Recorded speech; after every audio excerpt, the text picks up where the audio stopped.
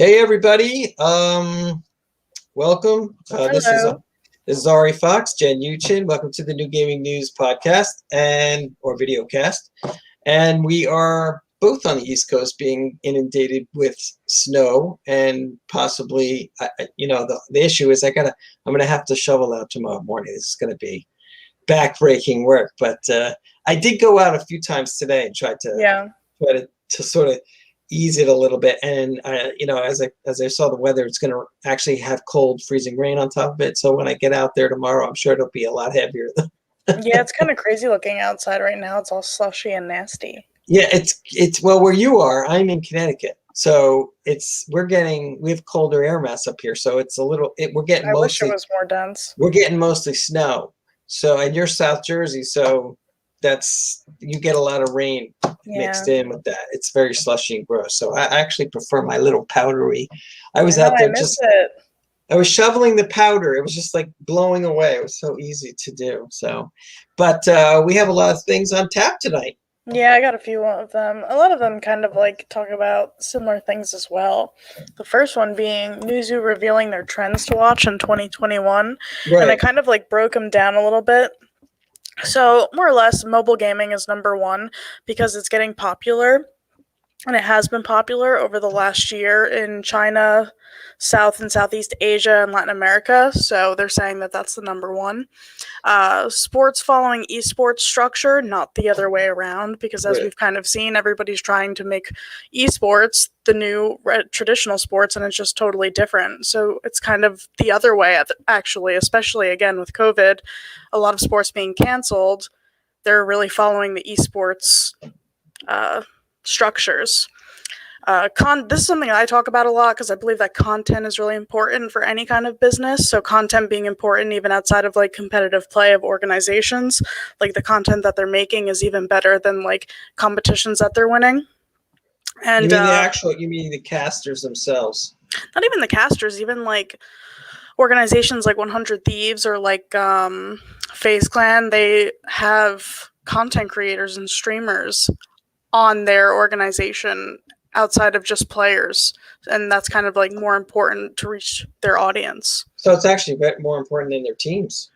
Yeah, like you have the teams, of course, because it's esports, but it seems like a lot of their sponsorship opportunities come from a lot of their streamers.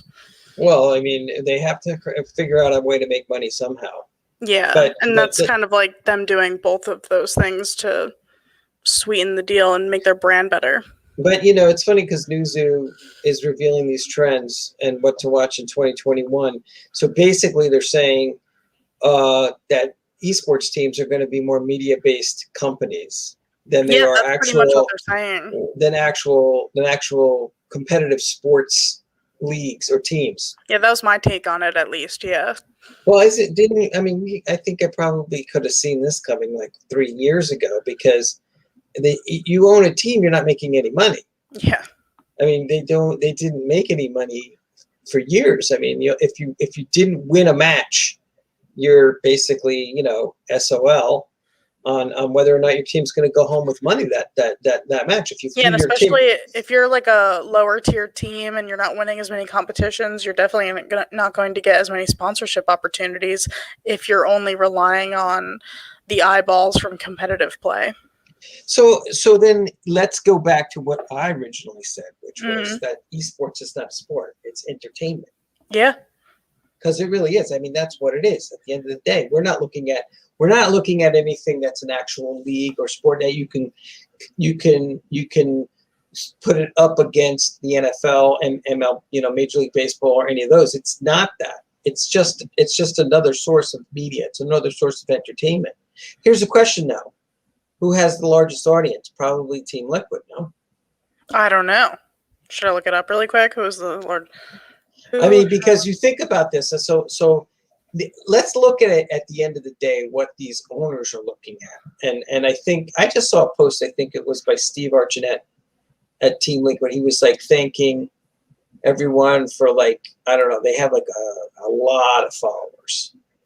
But I think they're one of the largest. But the point is that, you're creating a competitive atmosphere, being esports, and now you're turning it around and saying, no, we're not we're not an esports team. We're just a media We're an organization that puts company. out funny videos, and we happen to play video games. Yeah, So it's pretty much. almost a secondary thing. It's not even about the playing of the video games anymore. Now it's just about how you could be entertained by the streamers, by the gamers themselves that are That's where streaming. the money is coming from, at least. Yeah. Well, that's where the money's coming from, because that's where all the content's coming from. But I honestly, I don't think that this model's going to last. You don't think so?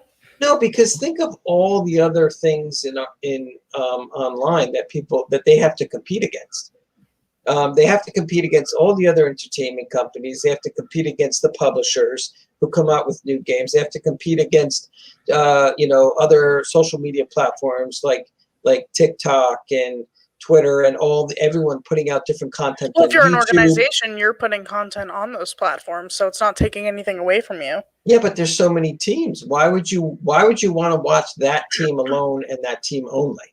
I guess because you really like that streamer. But yeah. But then again, you're also looking at people who, you're going to have to keep that engagement with that fan. Yeah. For quite some time, and even the almighty Ninja has waned. His follow they reach a ceiling is what I'm trying to say. And is that going to be okay or sufficient enough for sponsors to say, okay, you've reached a ceiling of 2 million followers, 3 million followers, you're not getting any more followers, and then after a while does the streamer then become desperate, like looking for more and more followers? I mean, what can they do? I guess it depends, right? Like some people are fine with sustaining their audience even if it is kind of like declining. Maybe they're still making enough to get by. Right. But it's almost like every streamer now is its own talk show. Yeah, it is like that, which is funny because in the same article, it's saying how streaming content is getting more popular and not even just gaming, like the just chatting and things like that are more popular often than the games themselves. So then can you compare a esport, like we were calling them esport athletes, can you compare an esport athlete to an actual athlete? Well, yeah, think about like who's the one in Space Jam? Who is that? Oh, Michael Jordan? Michael Jordan? Yeah, think about him. He did like the Ballpark Frank stuff. Like he ended up being a personality outside of just a sports athlete. Of course. But can every esport player be a streamer? Yeah, I think so. I don't know. That means every single guy on all the teams have to have a specific type of personality. They might not be good, but maybe they're a good like game player. Maybe their skills are high, but their social game is low. How long does that streamer then play under the 100 Thieves banner? Mm-hmm. Or the Team Liquid banner. So now let's say they've already gotten 2 million, 3 million followers. What if they turn around tomorrow and say, you know what, I don't know, some new streaming company opens, I don't know, Ven.tv, which nobody likes, but even if Ven TV got some kind of financial influx, they raised a whole ton of money.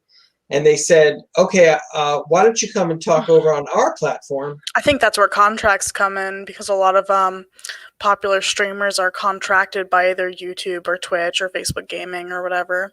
So they're locked in. Yeah, I think eventually, if they're not locked in yet, that's when the kind of war for them happens.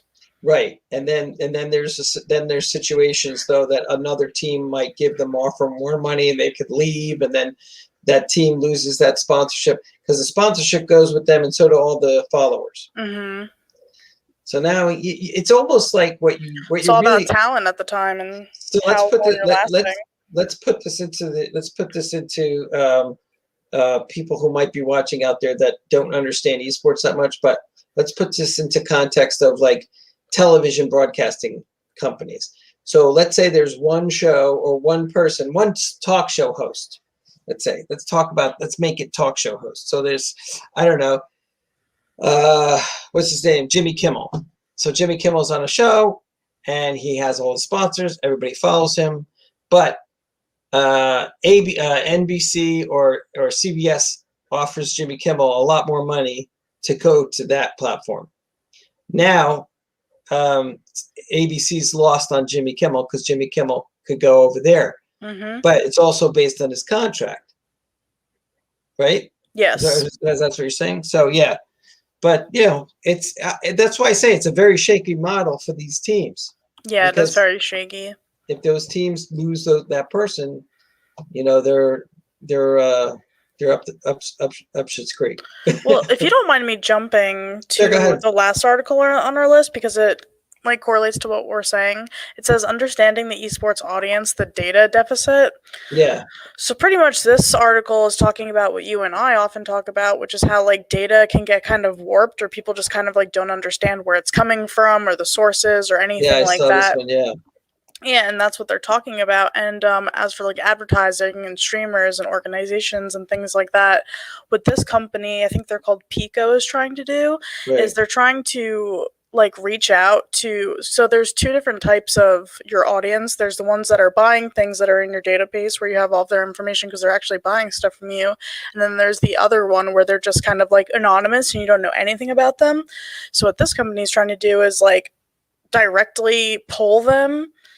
So their example was again, let's say you have 100 Thieves, and you want to know which sponsorship that they should get from a fast food company, In-N-Out, McDonald's, whatever. That's happening a lot right now in the entertainment industry with these fast food chains. So pretty much what this company Pico is going to do is it's going to directly message the viewers, who are often anonymous if they're not buying something, and asking them what's your favorite fast food chain? And then taking that data, let's say they pick Jack in the Box, or I think that's one of them. Let's say they pick In-N-Out Burger or Shake Shack. Then that company can go to Shake Shack, be like, hey, this is what our audience likes. Why don't you sponsor us? Right. Makes sense. Yeah, so it kind of dives deeper into that, giving the companies more value, giving the sponsors more value. So what do they do? So they know what they're doing. They do a research on their audience? Yeah, pretty much. I think they take the data from the audience, and then they're directly messaging them or engaging with them, over social media. Well, that's what it seems like. Well, that's a common thing. Yeah. But here's the other part of it. Seems to be a little bit more targeted. Yeah. So this is the other part of it. If a company like Facebook or Google, Google Gaming has their own platforms. So Google knows when you do searches and everything, what you're looking for, what you've shopped for. Yeah, they even know what page you're going to after you go there. Page you're going to, and where you came from. If you've been on the Amazon site, if you bought stuff from Amazon, if you bought stuff on Grubhub, all these platforms that go through the Google system.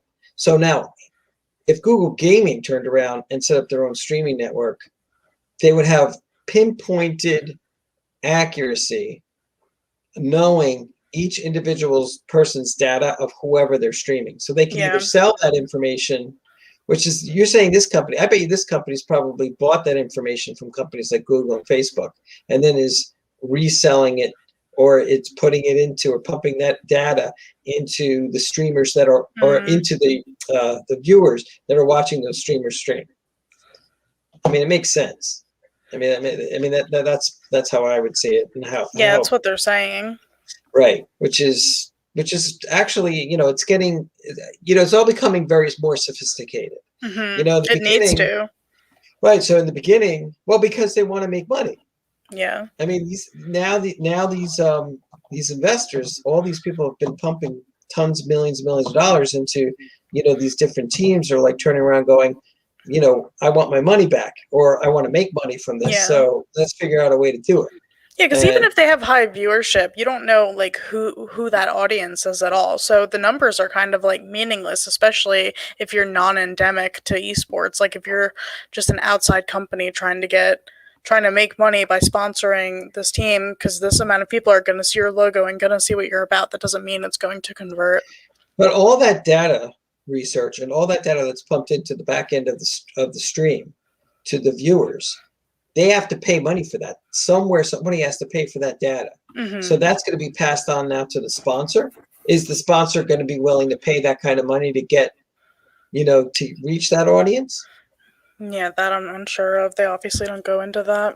So I'm just telling you, I'm just speaking up the cup. I saw an Yeah. article. I saw an article about Fortnite, and Fortnite is setting up an experience with the Super Bowl Oh. that's coming up next weekend. So there's going to be this interaction with the Super Bowl. Verizon is a big advertiser, obviously, of the Super Bowl. So they're trying to get the Fortnite audience to connect or watch the Super Bowl. I don't know if that's going to, directly translate. But here's the thing: if you took a if you took the video that I've shown before on this cast, where we can do three-dimensional 3D environments and connections with gamers. So if you place the gamer in the gamer world rather than having some streamer, and this is where I say it gets shaky, because when a streamer is streaming from 100 Thieves and he's got an audience of 3 million and he's told he has to speak about In-N-Out Burger or something like that, or he has to push his advertisers, or they break for advertising, are they going to lose those streamers? For oh, now you've gone corporate-y. Now you're a corporate. You're just, what's the difference between a viewer watching a streamer on Twitch playing video games and then having to break for advertising? I mean, nobody likes to watch ads anymore. Nobody wants to, I think the master of this, if you want to go back to the 90s when Howard Stern started his show, he really did a lot for like companies like Snapple and stuff like that in the beginning. But he started with endemic, very grassroots brands, and he would integrate them into his broadcast. So he was one of the first ones to do that, because that's what I was going to say. It needs to be entertainment. Right. So he would create. It would just come up. He was brilliant in the way he interlocked the ad with the actual radio cast that he was doing. Like, so you could not tell whether or not he was actually talking about the product that he was pushing or that it was part of the conversation. He would make it part of the conversation. I don't know any streamers that are that talented, but they I think a lot of people on podcasts do that, and the example I love to bring up, even though I've brought them up 3 times today, is 100 Thieves with the Tostino's pizza rolls that they did, where they just literally had a food fight. Right. And that was just content to a viewer that was fun, but it was also an advertisement. Right, because it's placement. So I guess that's been perfected, and I guess people train to learn how to do that, to interact with the brand. But or even a lot of streamers will make fun of it, even though they're advertising for a sponsor, they'll kind of joke about it, and that's enough. Now I have to talk about the guys that pay the bills. Yeah, exactly. And it works. I guess. I mean, let's see. I actually, it's a good product. I talked to guys at where was it? Gillette razors, and they said to me, because I was trying to get them as a sponsor to GameCon, and they're like, "Well, we're already doing video gaming and esports advertising." Where? I said, yeah, exactly. and they were like, they're like, "Well, we have a streamer. I forgot his name, but it was a guy down in Latin America." And I looked him up. His biggest stream, he did have a huge amount of followers. I think his biggest stream was 1.7 million or 2 million 2 million viewers at one time. Wow. But the other casts that he had done ranged only from 10,000 to so he must have had somebody on his show or somebody that, and it's all in Spanish and everything. Right, to boosted his number somehow. But my point is that in a lot of ways, I think if you don't, these guys will just pass off their marketing to any person that has high numbers. But, it's whether or not it's the quality of how they're delivering that sponsor as opposed to just just doing their cast. And I didn't see, by the way, I watched a bunch of his streams, and I didn't see him push Gillette once. So That's I don't know exactly what they're paying What for. their In fact, I don't think agreement is. I honestly don't think they do. Yeah, probably not. In And a company that's what it says about that that big, too. it's just in a company that big, they just write it off and go, okay, we have Oh, we, this we person has this many followers. This is their most watched video. Like, oh, done. They don't even look into it. yeah, and it's like off a checkbox. Well, yeah, we covered esports and video gaming with these 3 streamers, and that's it. Yeah. Well, that's what the second article talks about too, because I have a few that just talk about data and analytics and things like that. And that's what they're saying. They're like, so if you have like 6.39 million hours watched, does that mean a lot of people are watching it for a little bit? Does that mean a lesser amount of people are watching it for a long time? Like, that doesn't exactly paint a picture of why you should sponsor somebody just because they have like 6 million hours of people watching them, because that it depends on what's actually behind that. Because if you're only watching them for a little bit, you're probably going to miss the ad break. So you have to kind of look behind the numbers and see and look deeper as to why you should sponsor somebody, not just going blindly by the numbers like that. Yeah, in a lot of ways, I think the numbers, even if we went back to the first article we talked about, the Newsy reveals trends to watch, they do puff up a lot of things, where these numbers on Twitch and stuff like that are extremely confusing and very misleading. Yes. So, like I remember a couple of years ago, everybody was like, well, if you took the NHL and National League Hockey and the World Series and the League of Legends Championship Series had more viewers than they did combined. But how long were they watching? Where were they from? Right. How long were they watching? How long were they engaged in? It's not as simple as when, and this is interesting too, because the Nielsen ratings of television, from that, the Nielsen ratings go back to, I don't know, the 1930s, I guess, when they started tracking what people watch TV. But, it's not as simple as when the Nielsen ratings could watch, because when there were ways that they could tell how many people had tuned in, because there were numbers that they could see. So if somebody went to that channel and they were watching that show, and they could tell how long you were on the channel for. Yeah.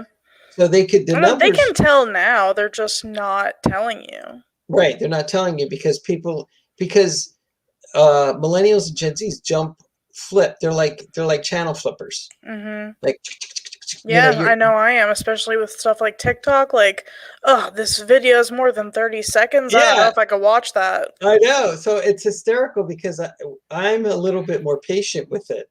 So like when I'm on my TikTok, when I'm watching TikTok, the guy's like, I saw this one video where he's saying, okay, well, if you wait 20 seconds, you'll get a lot out of this. If you've waited 25 seconds, you're one of the better ones. If you now come to the end of the video, you're going to get rewarded, but it's like, it's funny. Even the people who make the videos in TikTok know that people won't stay on them for very long.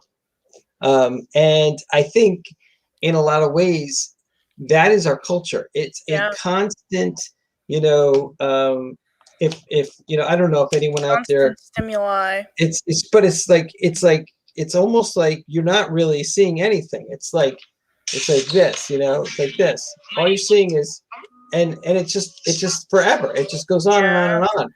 And this is what people do when they're also watching Twitch. Yeah. They're flipping from one thing. They'll stay on something for maybe 10 seconds, 30 seconds, unless it's something that is very interesting, which is why like they may think that like somebody's like gonna be like, if it's, let's say it's a Call of Duty game, and there's one team's going to net, at the very end of a game, and they're about a match and they're about to be annihilated, they'll wait for that annihilation. But how long is that going to take? 10 seconds, 13 seconds, we don't know. But the truth is, everything is so fast paced that there isn't even time for the ad. there isn't even time for you to find out. Like sponsors are just doing this blindly. They don't even realize how fast things are going. Yeah. And that's our world today. It's how things work, and it's funny because with all this data analytics and the trends and everything, I wanted to touch on this Allied Esports Entertainment, because I mean you've been at the HyperX Arena in Luxor. Mm-hmm. I mean, what are your thoughts on this? I have some notes on here. The Allied Esports, and it's been talked about a lot. Yeah, so pretty much they're thinking about selling the World Poker Tour, and what it says is that they would change its name possibly and use its cash resources to explore other opportunities in online entertainment, including but not limited to real money gaming and other gaming sectors. So while I'm not personally that familiar with the World Poker Tour, do you think that it would be missed if it went away? Well, they did sell it. Yeah, they sold it, but they're thinking of selling the assets completely and not running it anymore. Because that's what it said. Right. Well, because they're basically running out of cash. Yeah. I mean, so it's not popular. So they're gonna take this liquidize it? Liquidate. Yeah, they're gonna liquidate it and then put it into other assets, and I think that's good for them. I don't know what they're gonna put it into, but I think it makes sense for them, especially if the World Poker Tour isn't popular anymore. I mean, I've never watched it. I think my mom maybe watched it. Well, here's the thing with the World Poker Tour. What they paid for it, they sold it for less than they paid for it. Brutal. And now they're just probably going to get rid of it and put it into something else. Well, now they want to get rid of the esports assets, which means they want to sell the arena. Now they dumped $30 million into that arena. Is that what they're saying on here? Well, is that what they mean? You think? What do you think? I mean, that's a look at. I'm going to say something, and Murphy Vanderbilt, the guy you work with, they owned Helix Esports. Mm-hmm. The greatest move he made was selling to Grant Johnson. Yeah, he's still an owner of it. He's still an owner, but he's still got cash. Yeah. For those. I think they're planning on making more too. He's opening up more centers. It was a 50-50 deal because it was 50% equity. I think they got 50% of in equity and 50% cash. So he's got about $20 million cash into the project. But here's the thing: no one was going to these places during COVID. Yeah. So yeah, I think I almost had an article saying that like Las Vegas, like obviously the percentage of people that were visiting there went way down. So I didn't think it was relevant because like obviously because of COVID. Right. So the idea that Vanderbilt actually made out because he got $20 million for properties that haven't even really been operating at capacity for almost a year. You know why I don't think that esports arenas are going to work? Because like, who's going to consistently be a member? At that point, you would just buy your own PC. Exactly. I think they're a bad model. They were a bad. Listen. People used to set up LANs all the time, and try to create them. But I don't think they're a good model. It's not like an arcade, like a Yestercades in New Jersey, where like you can play all the old arcade games. It's not like that because obviously you're not going to invest in a retro game collection, but you might invest in a nice computer rather than having a membership to a LAN center. That doesn't really make sense. If you can afford a membership, you're probably just going to buy a PC. Well, if you're going to set up a LAN center where you can walk in the door and sit down and play someone else and win money, I think you could. That's so you're thinking that it definitely needs to be a gambling center, right? Yeah. And why not? That's probably what he was slowly planning, and I bet a lot of these places were slowly planning that. Well, because it is getting more popular. Is that possible though? Like, is that something in the near future that could happen? That's part of the Esports Entertainment Group's plan. I mean, they're going to take. That's what they're doing then. Yeah, they want to put betting. Which that makes sense. It's the new casino. That's what it's going to be. The new casino. Right, but then on top of that, there's more. I mean, when you walk into a casino and you're going to go in the future, we've been talking about this for years. When you go and you sit down and you're going to play one-on-one against somebody either in the casino or somewhere playing somewhere else and winning money with it at a brick and mortar, you want more. And it's not, I don't mean more along the lines of more interactive video gaming. I mean more along the lines of more competitive play to win money. Like, so more experiences like playing a VR game and winning money doing that, or having like augmented reality experiences, holograms, all kinds of cool scientific, sci-fi, wild stuff that you would see in a movie be part of your experience at a casino when you're visiting. Yeah. Because that just makes your whole reason to come back more and do it. So, but anyway, but that's interesting talking about that. And then you went on to talk about, you put in here, I don't know, the Tennessee regulators approve William Hill win online sports betting. We're talking about the betting on one-on-one. This is just more of an expansion into the sports betting side of things. And recently between our casts that we've had, Sheldon Adelson, who was the owner of the Sands Casino, passed away. Oh, rest in peace. Yeah, and he was one of the last standouts to try not to have online gambling, which is why Nevada still doesn't have online gambling. But online gambling is going to also lead to interactive video game competitions, one-on-ones and stuff like that, and that'll pull people back into the casino. So that's going to open up a lot of doors in Nevada, which is going to they're going to be able to push their reach out to the whole world by saying, hey, you could play blackjack, video games, poker, whatever on our platform, win money, win comps to come and stay at a hotel, and then that'll bring people more into the fray to play at the casino itself. So there's a lot of things that are going to happen in the future. If you talk about, Newzoo's reveals trends to watch in 2021, there's a lot of reveal trends that are going to happen in the casino industry as well. Yeah, so, it just needs pretty much the green light. And this is just part of that. Tennessee regulators with the William Hill win and online sports betting thing. That's just more and more states are going behind and jumping on the bandwagon for sports betting. So yeah, finally. So the core principles of branding apply to esports. Turquoise? Yeah, so Turquoise is just a brand that's rebranded, and I wanted to put this up here because it kind of correlated with the other articles too. Pretty much just saying like it's a deep dive into modern branding, in my opinion. And what they're really going for is they're talking about how you just need everything on your digital platform to be like interactive and visually engaging. So they talk about visual branding, how like, of course, it goes more than a logo. You need movement, you need audio, you need your animation and interactivity beyond just like your logo type. And it's just a new world of branding that you need to get into. It also talks about how you need to get a little bit more flexible with your property. Like what we were talking about before, again, with esports organizations also having streamers on board, even though they're not competitive players. It's to push the brand out.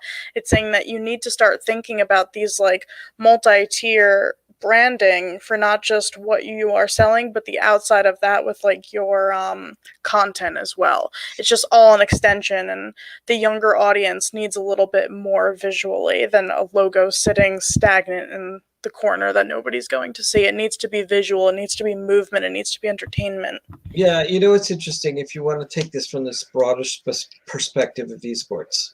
I like to compare it to like what happened with the .com craze in the 80s and 90s. And what happened in the .com craze was there was .coms for everything. There was candy shops that were .coms. You could just order like a bar of chocolate. It was dumb. I mean, these were the dumbest ideas that like you could have possibly thought about. And then what happened was the bubble popped, and it formulated its way, and then .com and the internet became much more of a way to do everything besides what we're doing now, you and I, but also commerce, play, everything that you could possibly do now is in the computer, especially now because of the pandemic. Has pushed us even further to this point. So it found its groove, it's found its way, the .com craze. As far as esports, it's funny because a lot of money was pumped into it. A lot of money has been pumped into it, to teams, to leagues, to all kinds of things. Oh, yeah. What I see is what's going on right now is they're saying all of these investors put all this money in, and they like had to sit down at some point and say, we need to figure out how we're going to make money at this because we're not making anything. And, they got some people together and they decided that the content sells way more than the actual games themselves. Absolutely. Because the people who make the games, the publishers, are going to make the money from the games who are gamers playing. It's almost like two worlds. It's the world of the gamer that plays the game, and the gamer that plays the game, whether that game be free download or whether they pay for the download, that goes directly to the publisher. Now, esports, as we know, started by the publishers as a marketing campaign for more people to play their games. So an entire world of content was created now with the teams, with the leagues and everything else. And that now is going to the teams to make money on the content. Yeah. Because the teams have nothing else to do except make money on content. So it's almost like it's two worlds of entertainment. Yeah, that's all they can do. It is definitely all entertainment. Yeah, overall, sure, it's all entertainment, and that's what I always said. I said esports. You can't compare esports to sports because it's all digital. It's just totally different. It's changing. It changes too fast. There's too many new games. Right, and I actually was. Football is football forever. Right, and I replied to somebody on LinkedIn because they were talking about the term esports. What does that mean? Like, why do people call it esports? I don't even like calling it esports. As I've said that many times, I think it should be called like digital competitive play or something. Competitive gaming. Yeah, or competitive gaming, which is what it was called when That's what it is. Yeah, when Jonathan. Because they even have like farming simulator tournaments. Like even speedrunning is competitive gaming. Yeah, it's just competitive gaming. Yeah. I mean, that's what when Fatality was playing in the late 90s and 2000, and you met him, right? Yeah, I met him. So when he was playing, that's what they called it. It was competitive gaming. It wasn't even called esports. Esports is kind of stupid. I think they just wanted to edge it up and make it more like tangible for people who like maybe aren't in it, but then it just ends up confusing them. Tangible? Yeah, or did they want to attract investors from the sports industry? Yeah, maybe they thought that's like, hey, they know what sports is, so let's call this esports. It's electronic, competitive, anything. So who? I mean, think about all the first investors, guys like Rick Fox from the Lakers, Shaquille O'Neal, Alex Rodriguez, Jennifer Lopez. So we had all these people dumping their money into. I mean, to be fair, Rick Fox did it because his son was into it. Right. Like, he did know what it was. What about Mark Cuban, owner of the Dallas Mavericks? A guy by the name of Andy Miller, who owns part of the Sacramento Kings. Yeah. So these are all, and then Robert Kraft from New England. They listen. They were even with the traveling of like international tournaments, like who needed that for competitive gameplay? Except for what we're actually, maybe that does make more sense that once COVID's done, because with all the latency issues and cheating issues that are happening because they're not all in the same place. You have to have it in person, but do you need an arena for people to come and watch it? Because they're watching it online anyway. Yeah, because I've been to like tournaments and it does get a little like. Unless there's something stale watching it for 45 minutes. Something else going on. Yeah. Like a Gamicon.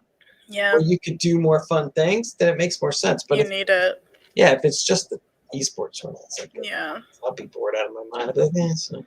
I've been to them, and as a lover of games, it does get a little boring because if you're watching League of Legends, nothing happens in the first 20 minutes. They're just farming. Right, right. And even when you go to a professional sporting event, whether that be at a racetrack or at a baseball field or a football field, there's other things going on at the stadium. Hmm. It's not just the game itself. There's the the tailgating, and then there's like games outside, and there's like ring tosses and football tosses and baseball Really? throws. Yeah. I've never really been to one. You should do it. Yeah, I went to like 2 sporting events in my life. Well, no, there's all kinds of, they do all kinds of things, but whatever. Anyway, we're gonna wrap this up. I think I think this was a good one. Yeah, I had a great time. Make sure you get a good night's rest so you're out shoveling in the morning or digging your car out if you have to. Yeah. Dig the car. So you have to get the bread and milk. Gotta get the bread and milk. You should have done that before. Anyway, all right. Well, I'll see you in 2 weeks. Good seeing you, Jen. Always a pleasure. And everybody out there, stay safe. Have a good one. Bye now. Bye.